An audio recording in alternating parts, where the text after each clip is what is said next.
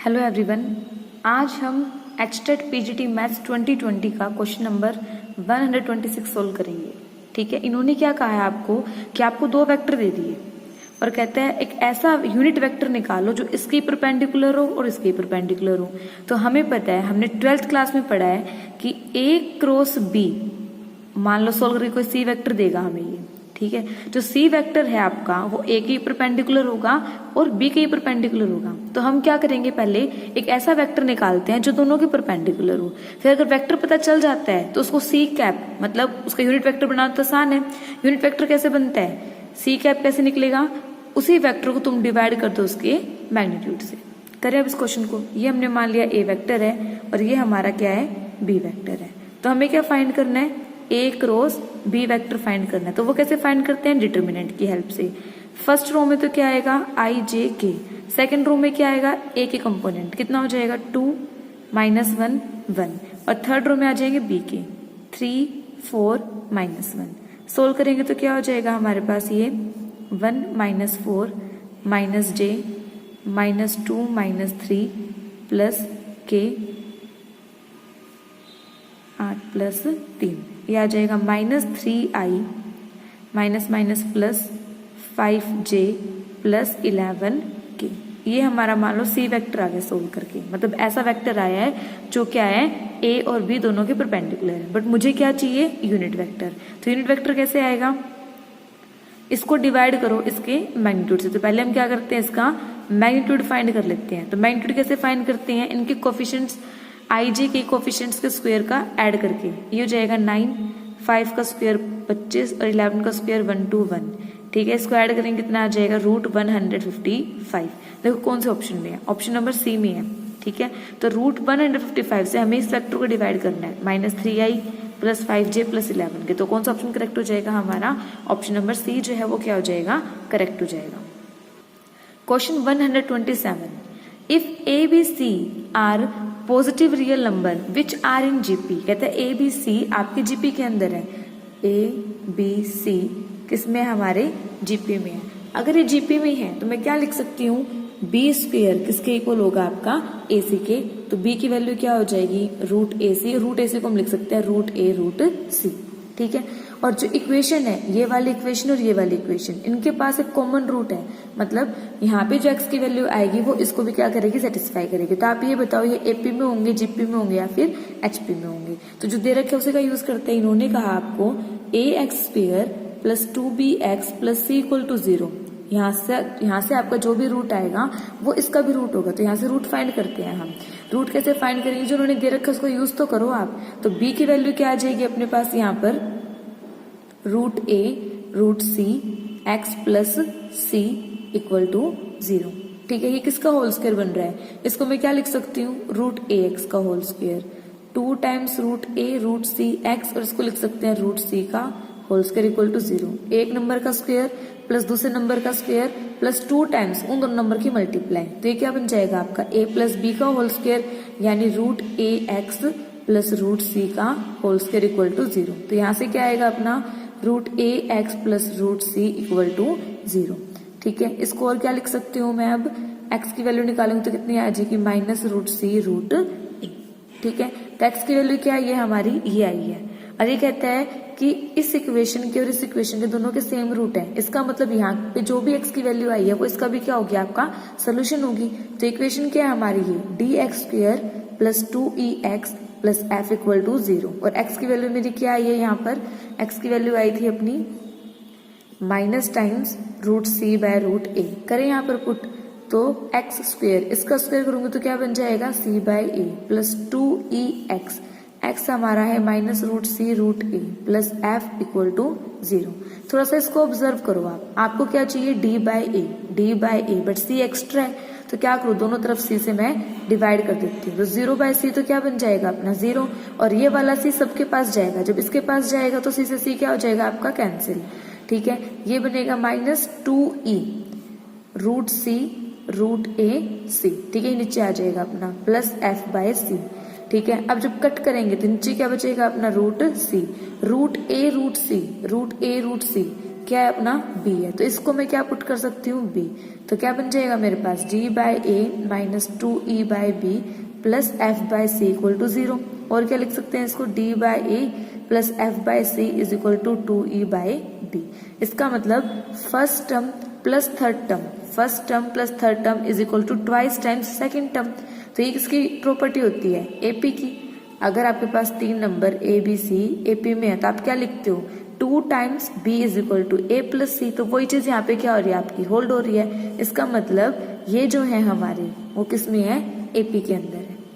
Clear है। तो यहाँ से हमने ये सीखा, जीपी में तो क्या होता है B square is equal to A C, और एपी में क्या होता है 2b is equal to a plus C. उसके बाद तो जो क्वेश्चन में कहा वो हमने कर दिया कि इसका रूट इसका भी रूट होगा, यहाँ पे रूट फाइंड किया, इसमें पुट कर दिया, फिर सिंपल सोल्व किया हमने। ठीक है। क्वेश्चन नंबर 128 क्या कहता है ये कि इसकी वैल्यू बताओ आप। ठीक है, हमने एक ऑयलर फॉर्मूला पढ़ा है। ऑयलर फॉर्मूला क्या कहता है आपको कि ई आयोटा थीटा किसके इक्वल होता है, cos theta plus iota times sine theta. क्या दे रखा है इन्होंने, यही तो दे रखा है आपको। तो ये ऊपर क्या बन जाएगा ई आयोटा थीटा, नीचे क्या बनेगा ई माइनस आयोटा थीटा पूरे की पावर 4। ठीक है, और क्या लिख सकती हूँ मैं, ई आयोटा थीटा, ये ऊपर जाएगा तो क्या होगा, इसका साइन बदल जाएगा पावर का, तो ये बन जाएगा e iota theta whole power 4। ये हो जाएगा 2 टाइम्स नहीं, बेस से में पावर ऐड होगी तो ई 2 आयोटा थीटा पूरे की पावर 4। तो ये बन जाएगा ई 8 आयोटा थीटा। इसको मैं क्या लिख सकती हूँ, ई आयोटा 8 थीटा। ठीक है, ई आयोटा 8 थीटा को हम क्या लिख सकते हैं, कोस, यहाँ पे थीटा है तो थीटा आएगा, यहाँ पे 8 थीटा है तो 8 थीटा आएगा, तो कोस 8 theta plus iota times sign 8 theta. तो ऑप्शन नंबर डी जो है वो क्या हो जाएगा हमारे यहाँ पर करेक्ट आंसर हो जाएगा। इस क्वेश्चन के लिए आपको क्या पता होना चाहिए था, ऑयलर फॉर्मूला। ठीक है, और एक प्रॉपर्टी लगाई है कि जब हम शिफ्ट करते हैं न्यूमरेटर से डिनोमिनेटर में, डिनोमिनेटर से न्यूमरेटर में, तो पावर का साइन चेंज हो जाता है। फिर हमने ये प्रॉपर्टी लगाई कि अगर बेस सेम है तो पावर्स क्या हो जाती हैं, ऐड हो जाती है। Question number 129, who proposed cone of experience, ये किसने बताया था हमें, एडजर डेल ने बताया था। ठीक है, तो हमें याद रखना पड़ेगा। उसके बाद है हमारा क्वेश्चन नंबर 130। 130 क्या कहते हैं, किसकी वैल्यू क्या होगी। तो हमें रिलेशन पता है cross product and dot product में, वो क्या होता है कि क्रॉस प्रोडक्ट के मोड का स्क्वायर प्लस डॉट प्रोडक्ट के मोड का स्क्वायर किसके इक्वल होता है, A mod square B mod square. ठीक है, तो यहाँ इन्होंने simple A square B square लिख रखा है, इसका मतलब क्या है, ये मोड ही है आपका। ठीक है, तो अब हमें किसकी वैल्यू फाइंड करनी है, ये माइनस टाइम होना चाहिए वहां, तो यहाँ क्या बच जाएगा अपना, a dot b mod square is equal to mod a square mod b square minus times a cross b का स्क्वायर। ठीक है, तो कौन सा ऑप्शन आ जाएगा हमारा, ऑप्शन नंबर फर्स्ट जो है वो क्या होगा, करेक्ट हो जाएगा। Question number 131, the system of equation has the unique solution if. ठीक है, हमें पता है कि अगर determinant a not equal to 0 होता है तो सिस्टम के पास क्या सोल्यूशन होता है, यूनिक सोल्यूशन होता है। ठीक है, अगर हमारा डिटर्मिनेंट नॉट इक्वल टू 0 मतलब 0 के इक्वल है आपका, ठीक है, तो उस सिस्टम के पास सोल्यूशन फाइंड करने के लिए हम क्या करते हैं, अर्जॉइंट ऑफ ए मल्टीप्लाई में बी फाइंड करते हैं। बी अपनी ये वाली मैट्रिक्स होती है। ठीक है, अगर ये आपका 0 के इक्वल आ जाता है तो आपके पास क्या होते हैं, इनफाइनाइट मैनी सोल्यूशन हो जाएंगे। और अगर ये अपना 0 के इक्वल नहीं आता है तो आपके पास क्या होता है, नो सोल्यूशन होता है। इन्होंने क्या कहा है कि यूनिक सोल्यूशन कब होगा। ठीक है, तो पहले आप ए मैट्रिक्स बनाओ, तो अपनी ए मैट्रिक्स क्या बनेगी यहाँ पर, -2 -2 1 1 1 -2 1 1 1 -2। डिटर्मिनेंट फाइंड कर लेना हमें, तो हम डिटर्मिनेंट ही फाइंड कर लेते हैं। तो ए का डिटर्मिनेंट कितना हो जाएगा अपना, -2 4 -1 -1 -2 -1 +1, ये हो जाएगा अपना 1 +2। यहाँ पे आएगा 3 3 -2 -6 -3 -+3 और +3, कितना आ गया अपना, 0 आ गया। हमारा तो डिटर्मिनेंट क्या आ गया, 0 आ गया। बट ये कहते हैं यूनिक सोल्यूशन कब होगा, इसका तो यूनिक सोल्यूशन होगा ही नहीं, जब डिटर्मिनेंट 0 के इक्वल आ जाता है आपका तो यूनिक सोल्यूशन तो होता ही नहीं। ठीक है, इसका मतलब unique solution is not possible. यहाँ पे आपका करेक्ट आंसर क्या हो जाएगा, ऑप्शन नंबर डी जो है वो क्या होगा, करेक्ट आंसर होगा। क्वेश्चन नंबर 132, ये क्या कहता है हमें, if x square minus 5x plus 1 equal to 0 then find the value of x की पावर 10 प्लस 1 बाय एक्स की पावर 5। ठीक है, हमें किसकी वैल्यू फाइंड करनी है, एक्स की power 10 plus 1 divided by x की पावर 5। इसको मैं क्या लिख सकती हूँ, एक्स की पावर 5 हमने अलग अलग कर दिया। ठीक है, तो ये क्या बन जाएगा हमारे पास, एक्स की पावर 5 प्लस 1 बाय एक्स की पावर 5। तो मुझे इसकी वैल्यू फाइंड करनी है। ठीक है, और दे क्या रखा है हमें, x square minus 5x plus 1 equal to 0। इसको हम क्या लिख सकते हैं, x square plus 1 minus 5x उधर जाके प्लस 5x। ठीक है, अब क्या करें हम, x को नीचे ले आए तो अपना ये बन जाएगा x square plus 1 by x equal to 5। ठीक है, इसको और क्या लिख सकते हैं, x plus 1 by x equal to 5। ये सिचुएशन आ चुकी है हमारे पास, बट मुझे क्या करना है, मुझे ये फाइंड करना है। अब x की पावर 5 कैसे बनेगा, देखो आप इस इक्वेशन का क्या करो, स्क्वेयरिंग कर दो बोथ साइड। अगर आप स्क्वेयरिंग करोगे बोथ साइड तो क्या आ जाएगा आपके पास, ये आ जाएगा। यहाँ क्या करो आप, a प्लस बी का होल स्क्वायर लगाओ। अब a प्लस बी का होल स्क्वायर क्या होगा, a square plus B square plus 2ab is equal to 25। ये आ जाएगा अपना x square plus 1 by x square is equal to 25 minus 2 that is 23। ठीक है, अब आप क्या करो, इसी इक्वेशन का क्यूब कर दो।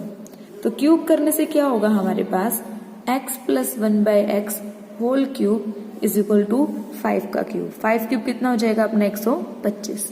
ठीक है, यहाँ पे क्यूब का फॉर्मूला लगाएंगे तो a प्लस बी का whole cube, a plus b whole cube किसके इक्वल होता है, a cube plus b cube plus 3ab multiply में a प्लस बी। ठीक है, तो ये हो जाएगा x cube plus 1 by x cube plus 3ab multiply में a plus b is equal to 125। ये आ जाएगा x cube plus 1 by x cube, ये कैंसिल हो जाएगा, 3 बचेगा, और x प्लस 1 बाय एक्स कितना अपना 5 3 जा 15 इज इक्वल टू 125। यहाँ से x cube plus 1 by x cube की वैल्यू कितनी आ जाएगी, 125 minus 15 that is x cube plus 1 by x cube is equal to 110। ये स्क्वेयर आ गया अपना और ये क्यूब आ गया, बट हमें क्या चाहिए, हमें एक्स की पावर 5 चाहिए। अब एक्स की पावर 5 कैसे बनेगी, जब मैं इसके मल्टीप्लाई से करवा दूं। ठीक है, तो आप इसकी मल्टीप्लाई से करवाओगे, x square plus 1 by x square की मल्टीप्लाई इससे करवाओ, x cube plus 1 by x cube. ठीक है, तो राइट हैंड साइड की मल्टीप्लाई राइट हैंड साइड से होगी, तो 23 की मल्टीप्लाई करवानी पड़ेगी हमें 110 से। देखो ये क्या बनेगा, एक्स स्क्वायर की मल्टीप्लाई इससे भी होगी इससे भी होगी। जब एक्स स्क्वायर की मल्टीप्लाई एक्स क्यूब से होगी तो एक्स की पावर 5। जब एक्स स्क्वायर की मल्टीप्लाई 1 बाय एक्स क्यूब से होगी, जब एक्स स्क्वायर की मल्टीप्लाई 1 बाय एक्स क्यूब से होगी तो नीचे क्या बचेगा, सिर्फ एक एक्स बचेगा अपना, तो आ जाएगा 1 बाय एक्स। अब जब इसकी मल्टीप्लाई इससे होगी तो नीचे एक्स स्क्वायर है ऊपर एक्स क्यूब है, तो ऊपर एक एक्स बच जाएगा अपना, और इसकी मल्टीप्लाई से कराएंगे तो ये हो जाएगा 1 बाय एक्स की पावर 5। और 23 की मल्टीप्लाई 110 से करवानी, तो 110 से या फिर 11 से करवा दो, 11 से 23 की मल्टीप्लाई कराओ, कितना आएगा अपना 3 5 2 और साथ में एक 0, तो कितना आ जाएगा 2 5 3 0। ठीक है, अब आप देखो मुझे क्या चाहिए, x की पावर 5 प्लस 1 बाय एक्स की पावर 5, तो ये एक्स्ट्रा है। अब x प्लस 1 बाय एक्स की वैल्यू क्या अपने पास 5, तो इसकी वैल्यू कितनी हो जाएगी 5 प्लस 5 उधर जाके -5।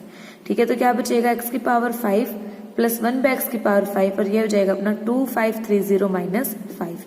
कितना आंसर आ जाएगा अपना 25। ठीक है, तो कौन सा ऑप्शन करेक्ट होगा हमारा, ऑप्शन नंबर जो सी है वो क्या हो जाएगा आपका करेक्ट हो जाएगा। फटाफट रिवाइज करते हैं। इन्होंने कहा कि इसकी वैल्यू फाइंड करनी है, हमने देखा कि कट हो सकता है तो हमने डिस्ट्रीब्यूट कर दिया इसको। डिस्ट्रीब्यूट करने पर मुझे पता चला कि मुझे इसकी वैल्यू फाइंड करनी है। एक्स की पावर 5 बनेगी कैसे, इन्होंने जो दे रखा है उसको तो यूज करना पड़ेगा, इसका यूज किया हमने, ये फाइंड कर लिया। ठीक है, अब एक्स की पावर 5 कैसे बनाए हम, स्क्वायर फाइंड कर लेते हैं, क्यूब फाइंड कर लेते हैं, दोनों की मल्टीप्लाई करवाएंगे तो आपके पास यही बनेगा। ठीक है, और फिर हमारा क्या आ जाएगा, अपना आंसर आ जाएगा। क्वेश्चन नंबर 133 क्या कहता है ये आपको, limit n tends to infinity 1 by n summation r is from 1 to 2n r upon √n square plus r square की वैल्यू क्या होगी। जब अपने पास इस तरह का क्वेश्चन आता है तो हम क्या करते हैं, हम r बाय n को तो x पुट करते हैं, 1 बाय n को dx पुट करते हैं। और अगर समेशन आपका r फ्रॉम 1 to n है तो ये किस में कन्वर्ट हो जाएगा अपना लिमिट 0 to 1। लेकिन यहाँ पे क्वेश्चन में क्या है 2n है तो ये किस में कन्वर्ट हो जाएगा इंटीग्रेशन 0 to 2 में कन्वर्ट हो जाएगा अपना। ठीक है, तो करें इस क्वेश्चन को। इन्होंने क्या कहा limit n tends to infinity 1/n summation r is from 1 to 2n r upon under root. देखो यहाँ पे मैं r/n फॉर्म बनाना चाह रही हूँ तो यहाँ से क्या करूँ n स्क्वायर कॉमन ले लूँ। n स्क्वायर अगर कॉमन लेंगे वो रूट से बाहर जाएगा तो क्या बनेगा n बनेगा। अंदर क्या बच जाएगा 1 प्लस r/n का होल स्क्वायर। ठीक है, अब हमें क्या करना है r/n को हमने क्या पुट करना है x पुट करना है और 1/n को dx पुट करना है। तो क्वेश्चन क्या कन्वर्ट हो जाएगा अपना अब 1/n हो जाएगा dx, ये किस में कन्वर्ट हो जाएगा इंटीग्रेशन 0 to 2 में। और नीचे क्या बनेगा अंडर रूट 1 प्लस r/n हमारा x है तो 1 प्लस x स्क्वायर। ठीक है, इसका इंटीग्रेशन करना आपको आता है। एक सॉरी ऊपर x रह गया हमारा, r/n का क्या पुट करेंगे हम x पुट करेंगे। ठीक है, अब आप देखो 1 प्लस एक्स स्क्वायर का डिफ्रेंशिएशन 1 प्लस एक्स स्क्वायर का डिफ्रेंशिएशन क्या होगा 2x dx एक तरह से। ठीक है, तो अब ऊपर 2 की कमी है तो 2 से ऊपर नीचे हमने क्या कर दिया मल्टीप्लाई करवा दिया। तो ऊपर क्या है इसका डिफ्रेंशिएशन है। हमें पता है कि अगर कोई फंक्शन है, ठीक है, अगर कोई फंक्शन है उसका डिफ्रेंशिएशन ऊपर है और नीचे उसका क्या है रूट है तो इसका इंटीग्रेशन क्या होता है हमारे पास 2 रूट f ऑफ x। ठीक है, तो करो यहाँ पर पुट आप, ये कितना हो जाएगा अपना 1/2, ये कंप्लीट इंटीग्रेशन क्या हो जाएगा 2 रूट f ऑफ x। ठीक है, और लिमिट क्या चल रही है हमारी 0 से 2। ये 2 तो नंबर है बाहर आ जाएगा आपका, इसको हमने बाहर ले लिया, ये कैंसिल हो जाएगा हमारा। क्या बचा सिर्फ under root 1 plus x square 0 to 2। ठीक है, तो पहले 2 पुट करेंगे तो कितना बन जाएगा रूट 5, फिर 0 पुट करेंगे माइनस में तो कितना बनेगा 1। तो आंसर क्या आएगा -1 plus root 5, -1 plus root 5। Option number जो सी है हमारा वो क्या हो जाएगा यहाँ पर करेक्ट हो जाएगा। चलो रिवाइज करते हैं इस क्वेश्चन को। अगर इस तरह से क्वेश्चन आता है हमारा जहाँ पे हम r/n बना सकते हैं और 1/n दे रखा हो और लिमिट भी और समेशन भी हो तो हम क्या करते हैं वहां पर r/n को x पुट कर देते हैं, 1/n को dx पुट कर देते हैं और जो लिमिट और समेशन है वो किस में कन्वर्ट हो जाता है अपना इंटीग्रेशन के साइन में। लेकिन जो लिमिट्स आएंगी वो कैसे आएंगे, अगर 1 to n है तो 0 to 1 आएगा और 1 to 2n है तो 0 to 2 आएगा। अगर 1 to 3n होता अपना तो इंटीग्रेशन 0 to 3 आता। फिर सिंपल हमने इंटीग्रेट किया है, ये हमने शॉर्टकट देखा कि अगर हमें फंक्शन दे रखा है नीचे विद रूट और ऊपर उसका डिफरेंशिएशन है तो क्या बन जाता है 2 रूट f ऑफ x। अगर आपको ये वाला फॉर्मूला याद नहीं है तो कोई प्रॉब्लम नहीं है, आप क्या करो यहाँ पर 1 प्लस एक्स स्क्वायर को टी पुट कर देते हैं सब्स्टिट्यूशन मेथड से जो हम 12th क्लास में करते हैं, फिर उसके बाद भी आपका फॉर्म तो यही बनती है। ठीक है, अब है हमारे पास क्वेश्चन नंबर 134।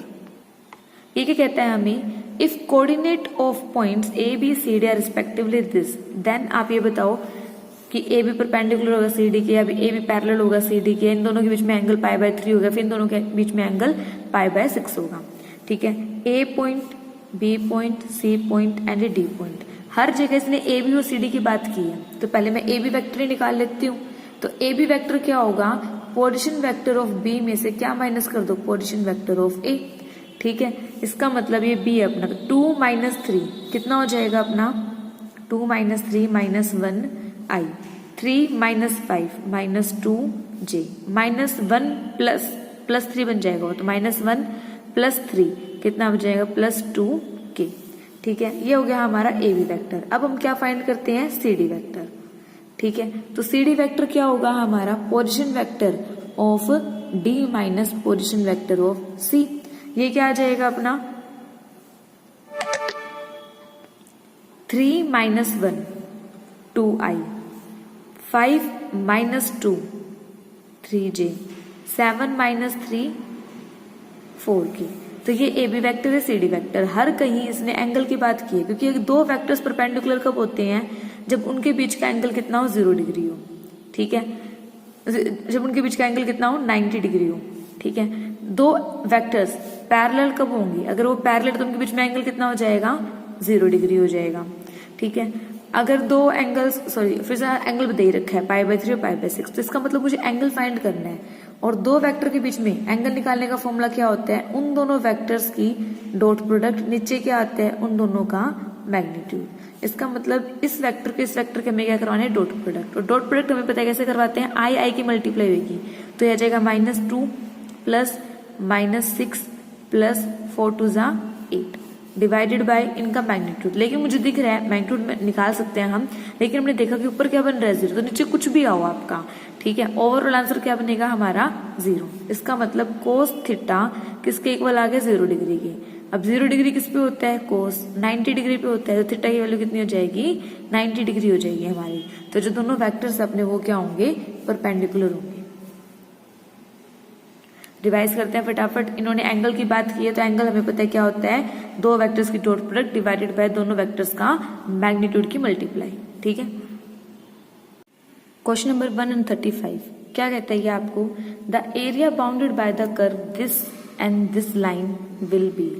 इन दोनों कर्व और लाइन से मिलकर जो भी एरिया आपका बाउंड होगा, हमें उस जो भी मतलब शेप बाउंड होगी उसका हमें क्या फाइंड करना है, एरिया फाइंड करना है, ठीक है। इसका मतलब यहाँ पे कौन सा कॉन्सेप्ट लगेगा, एप्लीकेशन ऑफ इंटीग्रेशन वाला लगेगा आपका, ठीक है। पहले हम कर्व बनाए यहाँ पर, अब ऑब्जर्व करो यहाँ पर y square is equal to x cube है।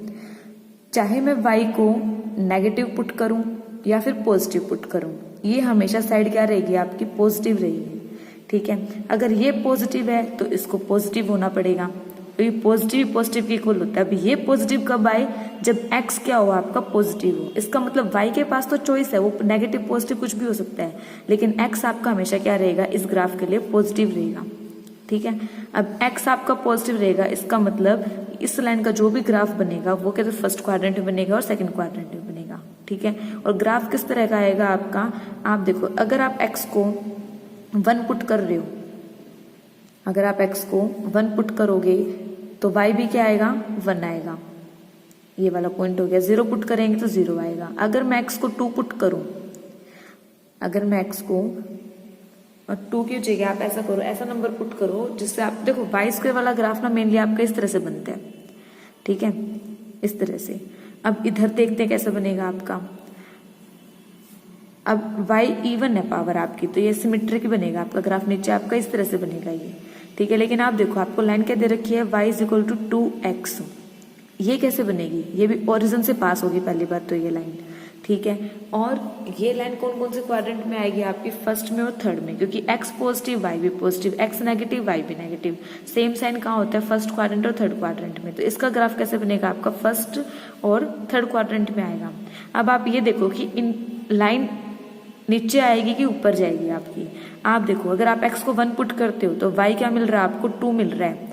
इसका मतलब ये वाला पॉइंट मिलेगा हमें, तो इसका मतलब जो लाइन है वो कहाँ जाएगी, अपनी ऊपर जाएगी।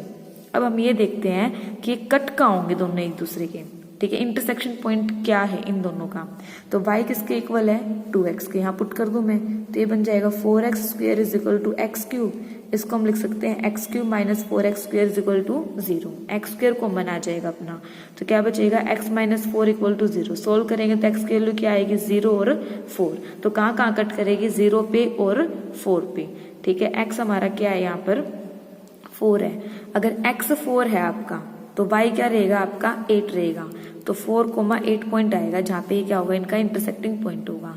अब एरिया बाउंड कौन सा हुआ है, ये वाला हुआ है आपका, ठीक है। तो हमें ये फाइंड करना है। अब ये वाला एरिया कैसे निकलेगा, अगर मैं इस लाइन के एरिया में से माइनस कर दूं इस कर्व का एरिया, ठीक है। अब माइनस मतलब ऊपर लाइन आ रही है, नीचे कर्व आ रहा है आपका, तो एरिया कैसे फाइंड करेंगे, अपना रिक्वायर्ड एरिया क्या हो जाएगा, लिमिट आप कौन सी लोगे, 0 से 4। अगर आप x की लिमिट ले रहे हो तो dx लिखा जाएगा आपका, और यहाँ क्या आएगा फिर y आएगा। लेकिन y भी कौन सा लेना आपने, लाइन के y में से क्या माइनस करना है, कर्व का y माइनस करना है आपने, ठीक है। क्योंकि देखो लाइन कौन सा एरिया बनाएगी आपका, ये वाला एरिया बनाएगी, और कर्व कौन सा बनाएगी आपका, ये वाला एरिया बनाएगी, ठीक है। तो अगर लाइन वाले में से मैं कर्व वाला माइनस कर दूंगी तो मुझे जो एरिया चाहिए वो वाला मिल जाएगा, ठीक है। तो हम ये वाला एरिया फाइंड करेंगे, तो कैसे करेंगे, इंटीग्रेशन 0 to 4 y लाइन का वो कितना अपना 2x माइनस कर्व का y कितना हो जाएगा यहाँ से, x की पावर 3/2 dx। ठीक है, इसको इंटीग्रेट करना है। अब इसका इंटीग्रेशन कितना होगा अपना 0 to 4। अच्छा इंटीग्रेशन तो कर ही रहे हैं हम, तो इंटीग्रेशन मत लगाना आप यहाँ पे। 2x का इंटीग्रेशन कितना होता है, ठीक है, माइनस, अब इसका इंटीग्रेशन कैसे होगा, पावर में 1 बढ़ा दो तो 3/2 में तुम 1 इंक्रीज करोगे तो कितना हो जाएगा 5/2, और यहाँ नीचे आएगा 5/2, और लिमिट से चल रही है अपनी 0 से 4। ठीक है, ये कितना हो जाएगा 2 से 2 कैंसिल। अब पुट करें यहाँ पर तो ये बनेगा 16, पहले 4 पुट कर रहे हैं, -4 पुट किया यहाँ पर। क्या करेंगे, अपर लिमिट पुट करेंगे तो ये हो जाएगा 16, यहाँ पुट करेंगे तो 4 की पावर 5/2 मल्टीप्लाई में 2 बाय में 5, फिर हम क्या पुट करेंगे 0 पुट करते ही क्या हो जाएगा 0, और यहाँ 0 पुट करेंगे तो ये हो जाएगा 0। तो अब इसको सोल्व करना है हमें। इसको कैसे सोल्व करेंगे, 16 - 4 को मैं क्या लिख सकती हूँ 2 की पावर 2, और इस पूरे की पावर कितनी है 5/2 मल्टीप्लाई में 2 बाय में 5, 2 से 2 हो जाएगा कैंसिल अपना।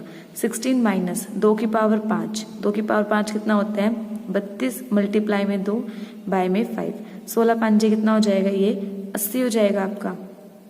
16 5 80 माइनस 2 दूनी 4 2 3 6 बाय में 5, इसको माइनस करेंगे कितना हो जाएगा 16 बाय में 5।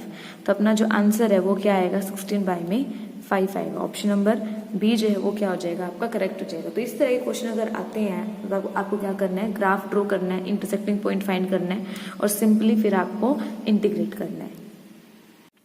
क्वेश्चन नंबर 136, क्या कहा इन्होंने, find the real part of this. हम इससे क्या करना है, रियल पार्ट फाइंड करना है। ठीक है, आपको पता है कि मैं किसी भी कॉम्प्लेक्स नंबर को कैसे लिख सकती हूँ, r e आयोटा थीटा, या फिर ऐसे बोल दो कि आप क्या लिख सकते हो r cos theta plus iota sine theta. हम इस क्वेश्चन में इसकी यही वाली फॉर्म यूज करेंगे, क्यों, क्योंकि ये जो z है अपना, हमें z की पावर n फाइंड करनी है, तो इसकी पावर n करना हमारे लिए आसान है, इसलिए हम क्या कर रहे हैं इसको इस फॉर्म में लिखेंगे, जहाँ पे देखो z आपने मान लिया कि अपना x प्लस आयोटा y। ठीक है, तो x प्लस आयोटा y किसके इक्वल होता है अपना r cos theta plus iota sine theta. ठीक है, मैं क्या लिख सकती हूँ x plus iota y is equal to r cos theta plus iota sine theta, जहाँ पे जो r होता है हमारा वो किसके इक्वल होता है √x² प्लस y², और जो थीटा होता है वो हमारा किसके इक्वल होता है tan inverse mode of y/x। ठीक है, इसके इक्वल होता है आपका। तो आप क्या करो, पहले r और थीटा फाइंड कर लो, r थीटा फाइंड करने के बाद यहाँ पुट कर देना, फिर पावर n रेज कर देना। ठीक है, तो मुझे z क्या दे रखा है 1 प्लस आयोटा। ठीक है, तो r क्या हो जाएगा √1² आयोटा का कोफिशिएंट क्या है 1² यानी r की वैल्यू कितनी आ गई अपनी √2। अब हमें क्या फाइंड करना है थीटा, तो थीटा क्या होता है, थीटा क्या होता है हमारा tan इनवर्स y/x। ठीक है, आप इसको कंपेयर करोगे ना x प्लस आयोटा y से, तो x कितना आएगा 1 आएगा, x हमारा 1 आएगा, और y भी क्या आएगा हमारा 1 आएगा। तो tan इनवर्स y/x y/x कितना होगा ये अपना tan इनवर्स 1 ही है, और tan इनवर्स 1 कितना होता है अपना π/4। तो थीटा की वैल्यू कितनी आ गई अपनी π/4 आ गई। ठीक है, थीटा भी आ गया, r भी आ गया। अब हम इसको यहाँ पुट कर सकते हैं, z है हमारा, z लिख लो, चाहे सिंपल अपना क्या है 1 प्लस आयोटा की पावर n। तो 1 प्लस आयोटा की पावर n किसके इक्वल हो जाएगी r e iota theta, r कितना अपना √2 e आयोटा, थीटा कितना है हमारा π/4, इस पूरे की पावर n। ठीक है, इसको मैं क्या लिख सकती हूँ √2 की पावर n और e आयोटा n π/4। ठीक है, √2 की पावर n का मतलब 2 की power n/2 e iota n π/4। इसको और कैसे लिख सकते हैं 2 की पावर n/2 बाहर, और e आयोटा थीटा को हम क्या लिखते हैं cos थीटा, यानी cos n π/4 plus iota sine theta, theta कितना अपना n π/4। ठीक है, कंपेयर करूंगी तो जो रियल पार्ट आएगा यहाँ पर वो क्या आएगा, क्योंकि उन्होंने क्वेश्चन में कहा ना कि रियल पार्ट बताओ आप, तो रियल पार्ट क्या आ जाएगा हमारा 2 की पावर n/2 cos n π/4। तो आंसर क्या हो जाएगा हमारा ऑप्शन नंबर 4 डी जो है यहाँ पे करेक्ट हो जाएगा। देखो रिवाइज करते हैं फटाफट। इन्होंने कहा कि हमें इस क्वेश्चन का रियल पार्ट, इसका इस कॉम्प्लेक्स नंबर का रियल पार्ट बताना है। आपने देखा कि इसकी पावर n रेज की हुई इन्होंने, तो आप कौन सी फॉर्म यूज करोगे, z is equal to polar form, z is equal to r e iota theta की पावर मतलब n निकालना है यहाँ पर। ठीक है। तो इसके लिए मुझे आर चाहिएगा, थीटा चाहिएगा। आर का फॉर्मूला क्या होता है अपना, √x² + y²। अगर मेरा complex number x + iota y है, थीटा होता है tan इनवर्स y/x। हमने आर निकाला, थीटा निकाल लिया और यहाँ पुट कर दिया, सिंपल सोल्व किया और इसका रियल पार्ट आपने फाइंड कर लिया। अब है हमारा क्वेश्चन नंबर 137। इसने कहा है कि रेडियस ऑफ कर्वेचर फाइंड करो। ठीक है, हमें ये फॉर्म दे रखी है, तो रेडियस ऑफ कर्वेचर का आपको डायरेक्ट फॉर्मूला याद रखना पड़ता है। तो रेडियस ऑफ कर्वेचर का फॉर्मूला क्या होता है, P + d²p/d²। ठीक है, तो देखो P तो हमें दे रखा है, अब हम इसका डिफरेंशिएशन करना है 2 बार साई के रिस्पेक्ट में। P हमारा क्या है, b sin साई कोस साई। ठीक है, एक बार डिफरेंशिएशन करें साई के रिस्पेक्ट में, तो b एज इट इज। देखो पहले डिफरेंशिएशन करने से पहले इसको थोड़ा चेंज करते हैं। इसको हम क्या लिख सकते हैं, हमें पता है कि 2 sin थीटा कोस थीटा किसके इक्वल होता है, sin 2 थीटा के इक्वल होता है। ठीक है, तो यहाँ पे वही फॉर्म लगाएं, 2 से ऊपर नीचे मल्टीप्लाई कर दो तो b/2 रह जाएगा आपका, और 2 sin थीटा कोस थीटा क्या बन जाएगा, sin 2 थीटा। यहाँ पे साई है तो b/2 sin 2 साई।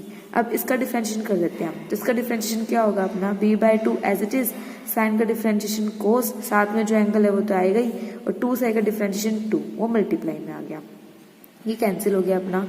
तो b cos 2 साई आ गया आपका dp/d साई। बट मुझे 2 बार डिफरेंशिएशन चाहिए। ठीक है, 2 बार डिफरेंशिएशन करेंगे, दोबारा डिफरेंशिएशन करो यहाँ पर, तो दोबारा डिफरेंशिएशन क्या होगा, b एज इट इज, कोस का क्या होता है माइनस साइन, जो एंगल है वो आएगा, और एंगल का डिफरेंशिएशन हो गया 2। तो 2 बार डिफरेंशिएशन आ चुका है, फॉर्मूले में पुट करते हैं। फॉर्मूला क्या कहता है हमारा कि p + d²p/d साई²। ठीक है, तो p कितना अपना, b sin p को ये वाला लिख दो, b/2 sin 2 Sai plus d²p/d साई², ये अपना -b sin 2 साई 2। ठीक है, अब ऑप्शन में देखो, ऑप्शन में p में बना रखा है, तो p लेकर आए हम यहाँ पर। अब p कैसे लेकर आएंगे, b को रिप्लेस कर दो आप। चलो पहले b आप कॉमन निकालो यहाँ से, तो b कॉमन आएगा अपना, तो क्या बचेगा, माइनस ये बनेगा अपना sin 2 साई/2 माइनस sin 2 साई, 2 साई भी कॉमन नहीं आता, sin 2 साई मल्टीप्लाई में 2। अब b की वैल्यू क्या आएगी यहाँ से, 2p, और sin 2 साई नीचे जाएगा।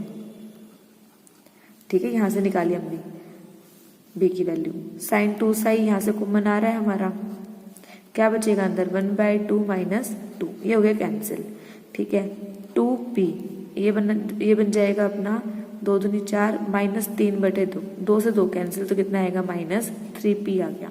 ठीक है, तो कौन सा ऑप्शन करेक्ट हो जाएगा, ऑप्शन नंबर सी हमारा करेक्ट होगा। चलिए रिवाइज करते हैं इस क्वेश्चन को। इन्होंने कहा रेडियस ऑफ कर्वेचर निकालो, तो मुझे पता है कि रेडियस ऑफ कर्वेचर का फॉर्मूला क्या होता है, p + d²p/d साई²।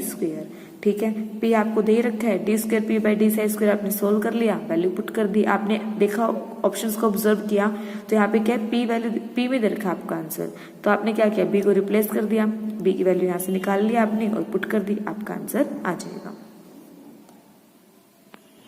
क्वेश्चन नंबर 138 क्या कहता है, डोमेन बताओ इस फंक्शन की। बिल्कुल इजी क्वेश्चन है, बहुत बार मैक्सिमम टाइम ये पूछता है इस तरह का क्वेश्चन आपसे। तो आपको पता है कि रूट के अंदर नेगेटिव नहीं आना चाहिए आपका।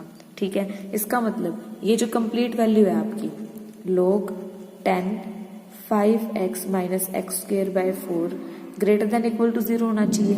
ठीक है, फिर इसको क्या लिख सकते हैं हम, ये 10 क्या बन जाएगा वहां जाके 10 की पावर 0, क्योंकि आपको पता है ना log a b होता है, log बेस a b है, और यहाँ पे मान लो कुछ भी है 2 है मान लो।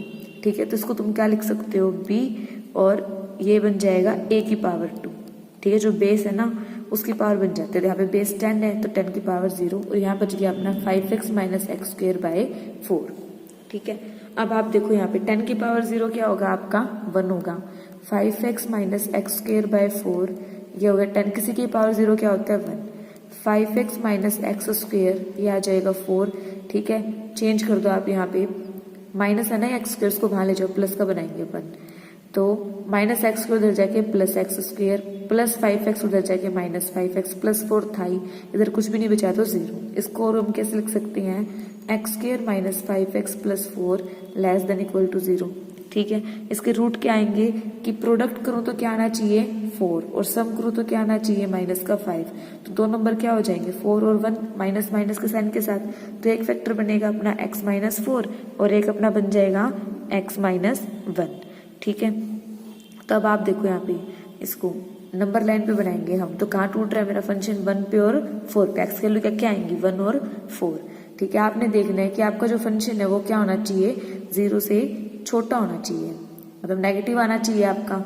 ओवरऑल आपका आंसर क्या चाहिए नेगेटिव चाहिए। और नेगेटिव कब होगा जब, चलो ऐसे करो, सिर्फ ऐसे सिंपल कर लो आप, आपको क्या चाहिए ओवरऑल आंसर आपका नेगेटिव चाहिए, ठीक है। ओवरऑल आंसर नेगेटिव कैसे आएगा आपका, यहाँ देखो अगर मैं 4 से बड़ा नंबर पुट करूं, x को मैं 4 से बड़ा नंबर पुट करती हूँ तो ये भी पॉजिटिव होगा ये भी पॉजिटिव होगा, तो ओवरऑल आंसर क्या आएगा आपका पॉजिटिव आएगा। अगर मैं 1 और 4 के बीच में पुट करती हूँ, 1 और 4 के बीच में कुछ भी नंबर पुट करूं मैं यहाँ पर, तो ये तो क्या देगा नेगेटिव देगा और ये क्या देगा आपको पॉजिटिव। तो नेगेटिव पॉजिटिव ओवरऑल क्या बन जाएगा आपका नेगेटिव। अगर मैं 1 से छोटा नंबर पुट करती हूँ तो ये नेगेटिव देगा ये भी नेगेटिव देगा, ओवरऑल आंसर क्या आएगा आपका पॉजिटिव। बट मुझे क्या चाहिए ओवरऑल आंसर नेगेटिव चाहिए, तो इसका मतलब ये बनेगा अपना, तो कहाँ टूट रहा है आपका फंक्शन 1 पे और 4 पे, और क्या आएगी आपकी यहाँ पर क्लोज ब्रैकेट, क्योंकि इक्वल का साइन भी है, 0 भी आ सकता है आपका। तो आंसर क्या हो जाएगा आपका ऑप्शन नंबर बी जो है वो करेक्ट हो जाएगा, ठीक है। क्वेश्चन नंबर 139 ये कहता है कि if line this touches the ellipse this then क्या, अब बताओ क्या होगा। एक इलिप्स है, ठीक है, इलिप्स को एक लाइन टच करके जा रही है। अब लाइन क्या है lx plus m y plus n equal to 0, और जो इलिप्स है उसकी इक्वेशन है अपनी a x square plus b y square is equal to 1। तो ये जो लाइन है वो क्या बन गई टेंजेंट बन गई, ये लाइन क्या बन गई आपकी टेंजेंट बन गई। और आपको पता है condition of tangency, condition of tangency ellipse के अंदर क्या होती है C square is equal to A square M square plus B square. Condition of tangency ellipse की क्या होती है आपकी ये होती है कब, जब इलिप्स आपका क्या हो X square by A square plus Y square by B square equal to 1 and line क्या हो आपकी Y is equal to M X plus C, ठीक है। एम ये वाला है सी ये वाला है और ए और बी इलिप्स से आएंगे आपके। तो इन्होंने लाइन क्या दी है हमें l x plus m y plus n equal to 0। तो यहाँ से आप क्या करो एम और सी की वैल्यू निकालो, तो लाइन इस तरह की होनी चाहिए आपकी। तो वाई वाली टर्म एक तरफ बाकी सब हम वहां ले गए, वाई का कोफिशिएंट 1 होना चाहिए तो एम से डिवाइड कराना पड़ेगा, तो ये बन जाएगा आपका ऐसे, ठीक है। तो कंपेयर करेंगे तो आपका जो स्लोप है, स्लोप लिख लो आप यहाँ पे, जो स्लोप है वो तो क्या आएगा माइनस एल बाय एम आएगा, ठीक है। और जो सी है वो आपका आएगा minus N by m. Clear है इतना। अब हमें ए और बी चाहिए, तो इलिप्स जो था हमारा इलिप्स अपना ये है, इसको हमें किस फॉर्म में कन्वर्ट करना है इस फॉर्म में कि एक्स स्क्वायर कोफिशिएंट क्या होना चाहिए 1, तो इसको मैं ऐसे लिख सकती हूँ एक्स स्क्वायर बाय 1 बाय ए, इसको हम लिख सकते हैं 1 बाय बी इक्वल टू 1। तो कंपेयर करेंगे तो ये तो बन जाएगा अपना ए स्क्वायर और ये क्या बन जाएगा अपना बी स्क्वायर, ठीक है। अब कंडीशन ऑफ टेंजेंसी में पुट करते हैं। कंडीशन ऑफ टेंजेंसी क्या कहते हैं कि C square is equal to A square M square plus B square, ठीक है। सी तो अपना ये है यानी minus N by M, whole square करेंगे तो ये बन जाएगा N square M square, A का स्क्वायर ए स्क्वायर तो क्या है अपना 1 by A, M square and slope का स्क्वायर स्लोप है अपना L by M minus L by M, square करूंगे तो क्या हो जाएगा L square by M square plus B square अपना 1 बाय बी, ठीक है। ऑप्शंस आप देखोगे तो सब जगह एन स्क्वायर, तो मुझे एम स्क्वायर हटाना पड़ेगा यहाँ से, तो यहाँ से एम स्क्वायर हटाऊंगी तो इसका मतलब एम स्क्वायर वहां जाएगा, तो ये बन जाएगा 1 by a l square M square, इसके भी मल्टीप्लाई में एम स्क्वायर आएगा और यहाँ पे भी आपका एम स्क्वायर मल्टीप्लाई होगा। तो सोल्व किया तो कितना आ जाएगा L square by a plus m square by b, और यहाँ चल रहा है अपना एन स्क्वायर। तो कौन सा ऑप्शन करेक्ट हो जाएगा, ऑप्शन नंबर बी जो है वो क्या होगा हमारे यहाँ पर करेक्ट आंसर होगा। रिवाइज करते हैं, इन्होंने कहा कि एक लाइन टच कर रही है लिप्स को, इसका मतलब वो लाइन क्या बन जाएगी टेंजेंट बन जाएगी। तो यहाँ पे आपको कंडीशन ऑफ टेंजेंसी पता होनी चाहिए। कंडीशन ऑफ टेंजेंसी ये होती है, फिर इनको स्टैंडर्ड फॉर्म में कन्वर्ट किया लाइन को लिप्स को, कंपेयर करके हमने सी ए एम बी इनकी वैल्यूज फाइंड की और पुट कर दिया, ठीक है। इसके ऊपर ये भी इंपॉर्टेंट टॉपिक है, इसके ऊपर भी क्वेश्चन आते हैं आपके। तो condition of tangency of ellipse तो क्या होती है आपकी ये होती है, अगर हाइपरबोला की पूछे आपसे तो हाइपरबोला की क्या होती है आपकी बस माइनस साइन का फर्क होता है। हाइपरबोला की क्या हो जाएगी C square is equal to A square M square minus B square. अगर पैराबोला की पूछे आपसे तो पैराबोला की कंडीशन ऑफ टेंजेंसी क्या होती है, c is equal to m/a। और अगर आपके सर्कल की पूछे, देखो इलिप्स ही आपका क्या बन जाता है, सर्कल बन जाता है। कब, जब a आपका किसके इक्वल हो, b के इक्वल हो। तो आपको अगर इलिप्स की कंडीशन ऑफ टेंजेंसी याद, सर्कल की आप याद कर सकते हो आराम से। क्या हो जाएगा, b की जगह आप क्या पुट कर दो, a पुट कर दो, तो क्या बन जाएगी अपनी c square is equal to a square m square plus b की जगह क्या पुट करना है, हमें a पुट करना है। तो यहाँ से क्या करूँ, a स्क्वायर कॉमन निकाल लो तो क्या आ जाएगा m स्क्वायर प्लस 1। तो ये क्या हो जाएगी, हमारे सर्कल की कंडीशन ऑफ टेंजेंसी हो जाएगी। अब है हमारे पास क्वेश्चन नंबर 140। क्वेश्चन नंबर 140 हमें क्या कहते हैं, एन अर्न कंटेन्स, एक बैग है, एक थैला है, उस थैले के अंदर कितनी ब्लैक बॉल हैं, 10 ब्लैक बॉल्स हैं और 5 आपकी वाइट बॉल्स हैं। 2 बॉल्स आर ड्रॉन, 2 बॉल को निकाला हमने बैग में से, वन आफ्टर द अदर, एक एक करके हमने 2 बॉल्स निकाले विदाउट रिप्लेसमेंट। मतलब एक बॉल निकाल ली, अब उसको वापस नहीं रखना आपने, फिर दूसरी बॉल निकालनी है आपने। आप प्रोबेबिलिटी बताओ कि दोनों बॉल कैसी होनी चाहिए, ब्लैक होनी चाहिए। तो टोटल बॉल्स कितनी होगी बैग में, 15 हो गई। ठीक है, मुझे बॉल कैसे निकालनी है, ब्लैक कलर की। तो पहले टाइम जब मैं बॉल निकालूंगी ब्लैक कलर की तो उसकी प्रोबेबिलिटी क्या होगी, फेवर में कितने केस जाएंगे, 10, और टोटल बॉल कितनी है अपनी, 15। ठीक है, उसके बाद हमें एक बॉल और निकालनी है। अब 15 बॉल थी, एक बॉल में निकाल चुके, तो बॉल कितनी बची अभी, 14। ठीक है, और निकालनी कौन सी बॉल है, हमें ब्लैक ही निकालनी है। पहले भी मैंने कौन सी बॉल निकाली थी, ब्लैक। जब मैं एक बॉल बाहर निकाल चुकी हूँ ब्लैक, तो अब बैग में कितनी बॉल बचेगी, ब्लैक, 9। ठीक है, तो इसकी प्रोबेबिलिटी क्या हो जाएगी अब, 9/14। तो ये क्या हो जाएगी, हमारी टोटल प्रोबेबिलिटी आ जाएगी। ठीक है, इसको सोल्व करो आप, तो कितना आएगा आपका आंसर, 5 दूनी 10, 5 3 15, 2 7 14, 3 3 9। तो आंसर कितना आ जाएगा, 3/7। ऑप्शन नंबर बी जो है वो क्या हो जाएगा हमारे यहाँ पर करेक्ट आंसर हो जाएगा।